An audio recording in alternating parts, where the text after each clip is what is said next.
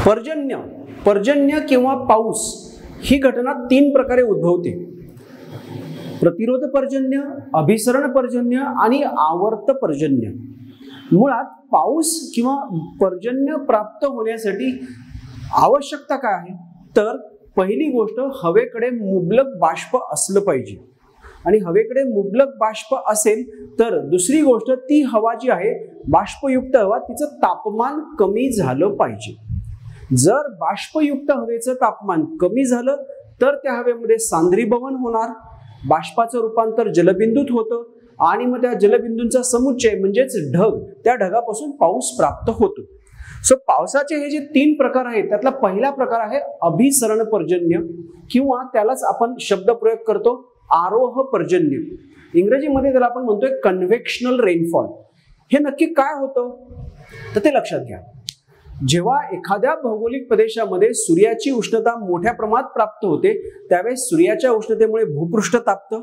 भूपृष्ठ तापलं की त्याच्या संपर्कात असलेली हवा देखील तापणार आहे. कंडक्शन प्रोसेसमुळे, वहन प्रक्रियेमुळे, म्हणजे स्थायू स्वरूपातील तापलेल्या भूपृष्ठाची उष्णता त्याच्या वरील हवेला वहन किंवा इंग्रजीत कंडक्शन प्रक्रियेमुळे प्राप्त होते. ही हवा तापली, प्रसरण पावली, हलकी झाली आणि मग ही हवा वर जायला लागते.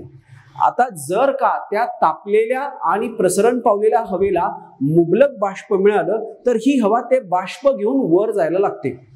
आता तापमानात हवा जसजशी उंच जाईल तसतसं त्या हवेचं तापमान कमी होतं. तापमान कमी झालं की हवेची बाष्पधारण क्षमता देखील काय होणार आहे, कमी होते.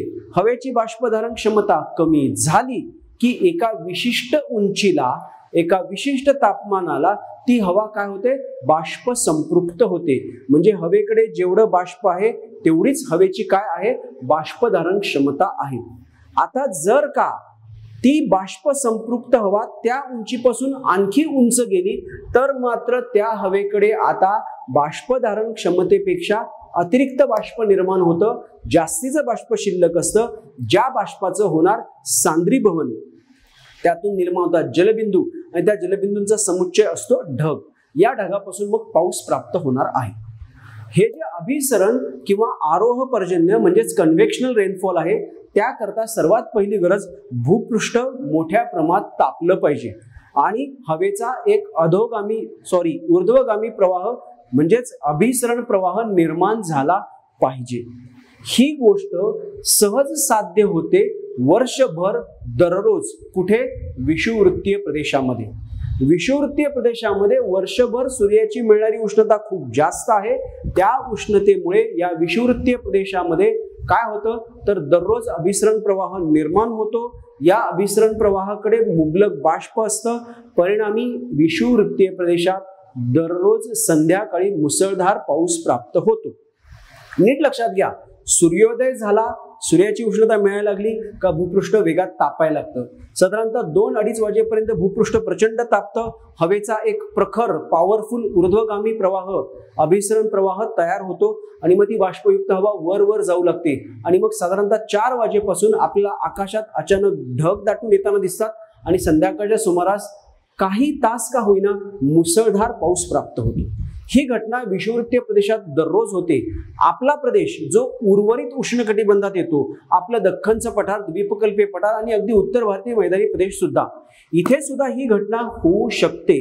पण त्याकरता तेवढं भूपृष्ठ तापलं पाहिजे. ते आपल्याकडे, आपल्या महाराष्ट्रासारख्या भागामध्ये तापतं मे महिन्यामध्ये. परिणामी तुम्ही अनेकदा अनुभवलं असेल की मे महिन्यामध्ये संध्याकाळी अचानक ढग दाटून येतात आणि मुसळधार पाऊस पडतो. ज्या पावसाला आपण अवकाळी पाऊस असं संबोधतो किंवा कोकणामध्ये आपण त्याला मँगो शॉवर्स, आम्रसरी असं देखील संबोधतो. पण आपल्या उन्हाळ्यामध्ये असा अभिसरण पर्जन्याच्या स्वरूपातला पाऊस दररोज पडत नाही. का नाही पडत तर अभिसरण प्रवाह निर्माण होतो पण त्या अभिसरण प्रवाहाकडे पुरेसं मुबलक बाष्प नसतं. त्यामुळे दररोज आपल्या प्रदेशात उन्हाळ्यात दररोज तसा पाऊस पडणार नाही. ज्या दिवशी बाष्प असेल त्या दिवशी तो निश्चित प्राप्त होऊ शकतो. या प्रकारचा पाऊस समशीतोष्ण कटिबंधामध्ये सुद्धा मिळू शकतो, उन्हाळा ऋतूमध्ये खंडांतर्गत प्रदेशामध्ये. सो अभिसरण पर्जन्य ही घटना पूर्णपणे हवेचा भूपृष्ठ तापून हवेचा अभिसरण प्रवाह निर्माण झाल्यामुळे होत असते.